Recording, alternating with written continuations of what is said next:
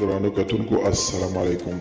زه محمد سلمان همدرد د حق غږ پښتو چینل خبري لنډیز کې ستاسو کوربه اوس تاسو پام را اړوم د مهمو خبرونو لنډیز. طالبانو افغان ژباړونکو ته ویلي چې امنیت مو خوندي دي، د تیښتو پر ځای هېواد ته خدمت وکړئ. طالبانو ویلي دوی دمګړۍ د امریکایي ځواکونو افغان ژباړونکو ته د دښمن په سترګه نه ګوري او دا چې له خپلو چارو یې لاس اخیستی دي نو امنیت یې خوندي دي. د طالبانو د قدر دفتر ویان ډاکټر نعیم ویلي چې دوی د اروپایي ټولنې استازي او شیر محمد عباس تنګزي په دوحه کې د سولې پر روان بهیر د بهرنیو ځواکونو پر وتلو او په هېواد کې د بهرنیو میشتو ډیپلوماتانو د امنیت پر تامین خبرې کړې دي.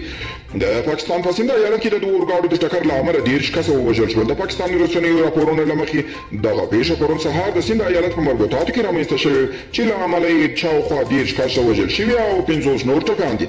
د افغانستان د بهرنیو چارو وزارت ته یو پیغام په خپرولو سره ویلي چې پاکستان کې دوه ریلګاډي د ټکر له امله یو شمېر کسان چې پکې ووژل شول او ټپیان دي د یاد هېواد له چارواکو له خلکو سره خپله همدردي او غمشریکي څرګنده کړې ده او امریکا وایي چې د روسیې پر وړاندې د خپلو متحدینو تر څنګ ولاړه ده.